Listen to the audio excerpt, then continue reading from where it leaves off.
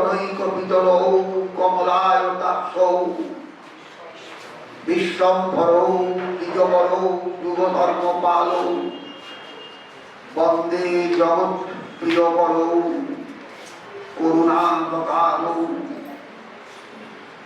আমি শ্রীরাম নবদ্বীপ থেকে আসছি, সুতরাং আগেই নবদ্বীপ চন্দ্রকে প্রণাম না করে কিছু বলা শোভা পায় না।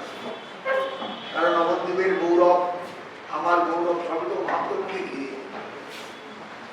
আমাকে মানুষ খোঁজে নবদ্বীপের মানুষ হিসেবে নয়, মহাপ্রভুর দেশের মানুষ। একটা আলাদা জায়গায় আমি নিজেকে অনুভব করি এক সময়, যে মানুষ কি শ্রদ্ধাশীল নবদ্বীপ ধামের প্রতি, নবদ্বীপের প্রতি এবং সর্বোপরি গৌর সুন্দরের প্রতি, মহাপ্রভুর প্রতি। আপনারা এসেছেন, আমি এইরকম সময় আগে কোনোদিন আসিনি। এই রাস্তা দিয়ে 2 বছর হাঁটাহাঁটি করেছি। 1969 সাল, 68 সাল, 67 সাল, আমার ইউনিভার্সিটি লাইফ 67-68। 69 সালে পাস করে বেরিয়ে গিয়েছি, সংবিধানে চাকরিও পেয়েছি নবদ্বীপে। সেই চাকরিও শেষ হয়ে গেছে, এখন রিটায়ার্ড টিচার। নবদ্বীপের একটা নাম করা school, Nabadwip Bakultala high school, যেখান থেকে এক সময় আমার ঢোকার 2-1 বছর আগে সমর ঘোষ ফার্স্ট হয়েছিল। সেই স্কুলের আমি শিক্ষক ছিলাম।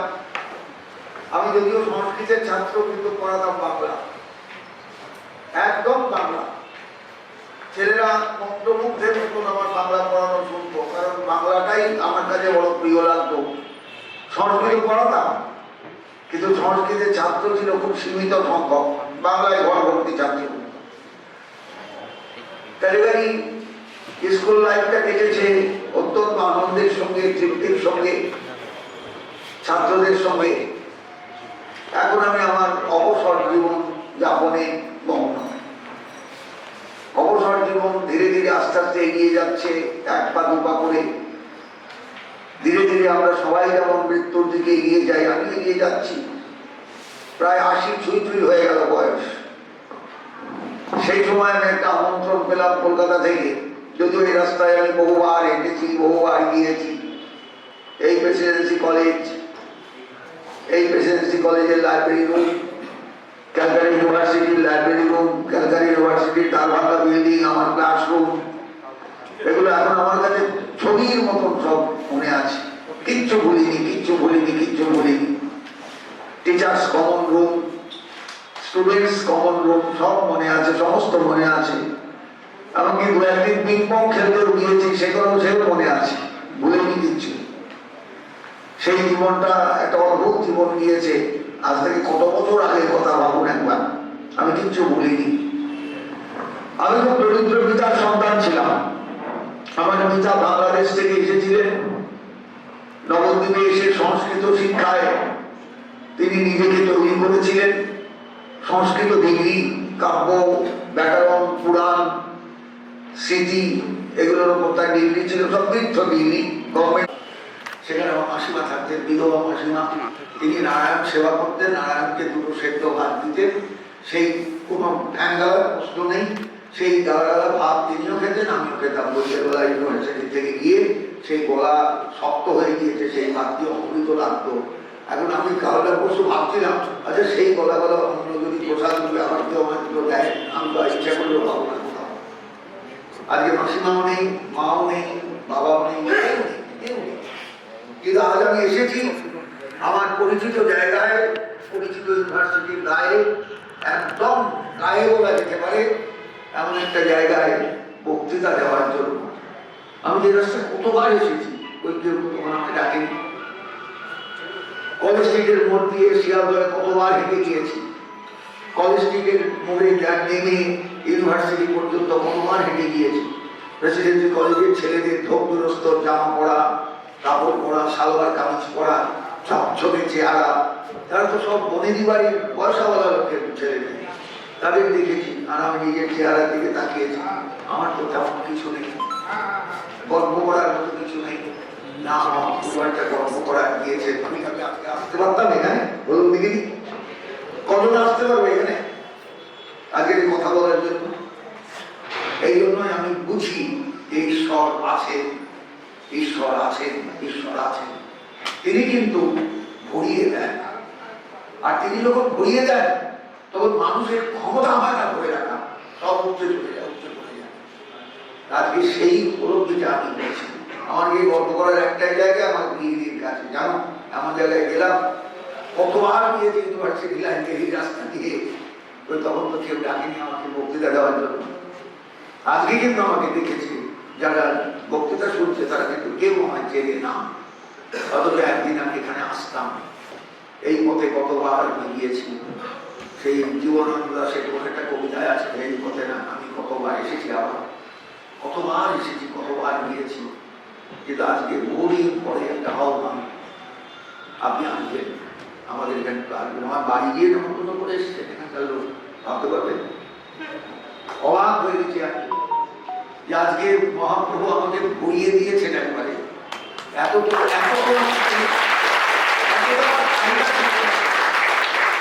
আমার চাহিদা এত ছিল না।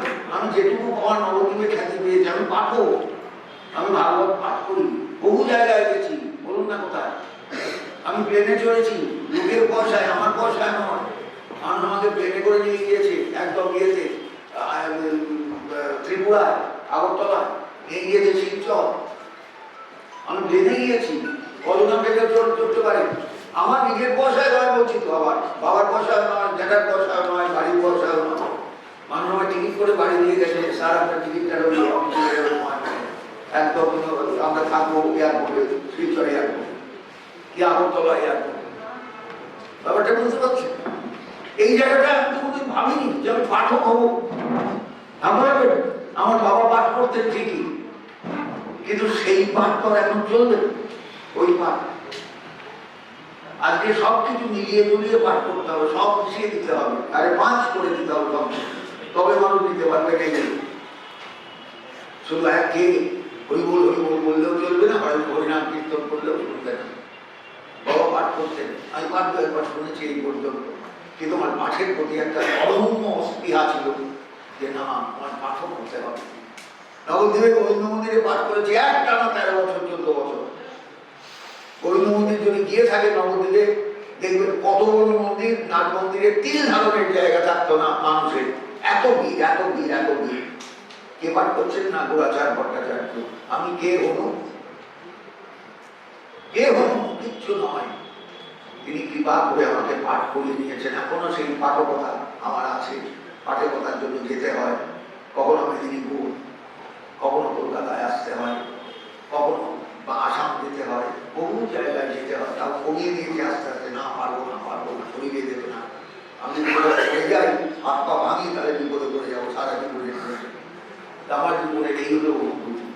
আপনাদের কাছে কি বলবো, আপনারা সবাই এসেছেন আজকে আমাকে বক্তৃতার আসনে বক্তব্য রাখার জন্য, বক্তৃতার আসনে বসিয়েছেন, এটা আমার কাছে আশীর্বাদ, আশীর্বাদ, ভালোবাসা, ভালোবাসা, ভালোবাসা। সত্যি তাই, জীবনে না শুধু একটু ঈশ্বরকে ডেকে চললে কিন্তু আর কোনো অভাব থাকে না, কিছু অভাব থাকে না।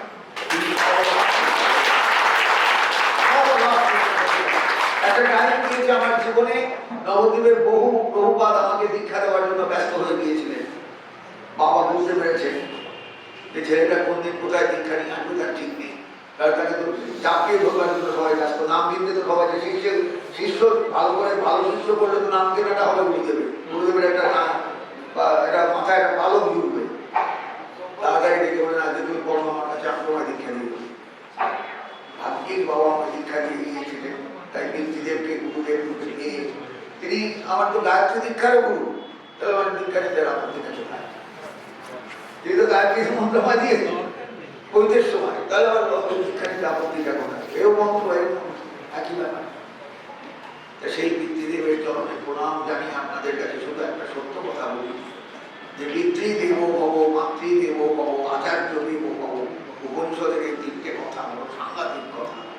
ছোটবেলায় পড়েছি, আর সংস্কৃত পাঠ্য হয়েছিল যে সত্যম পদ ধর্মম চর শ্রদ্ধায়াত মা প্রমোদ, সত্যাৎ ন প্রমোদিতব্যম, ধর্মাৎ ন প্রমোদিতব্যম, কুশলাৎ ন প্রমোদিতব্যম, ভূতৈ ন প্রমোদিতব্যম, পিতৃদেব ভব, মাতৃদেব ভব, আচার্য দেব ভব, অতিথি দেব ভব।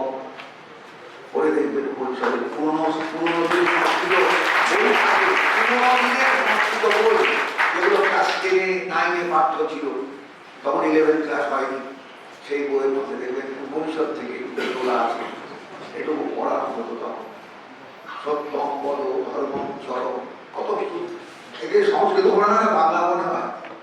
সত্যি কথা বলো, ধর্ম আচরণ করো, সাধ্যায় মা প্রভু, নিজের ধর্ম আচরণ, নিজের বংশ চর্চার থেকে কখনো সরে যেও না। সাধ্যায় মা প্রভু, নিজের যোদ্ধায়, সাধ্যায় মানে বেদান্ত, সেই বেদান্ত থেকে সরে যেও, এর জীবনটা যেন কাটিয়ে যেতে পারি। জয় নিতাই, জয় গৌর, জয় গৌর। সবাই ভালো থাকবেন, সবাই কুশলে থাকবেন, সবাই মঙ্গলে থাকবেন, আমাকে একটু আশীর্বাদ করবেন সবাই। সবারই কাছে আমার প্রার্থনা, আমার থেকে প্রার্থনা করছি, একটু আশীর্বাদ করবেন সবাই। জয় নিতাই, জয়।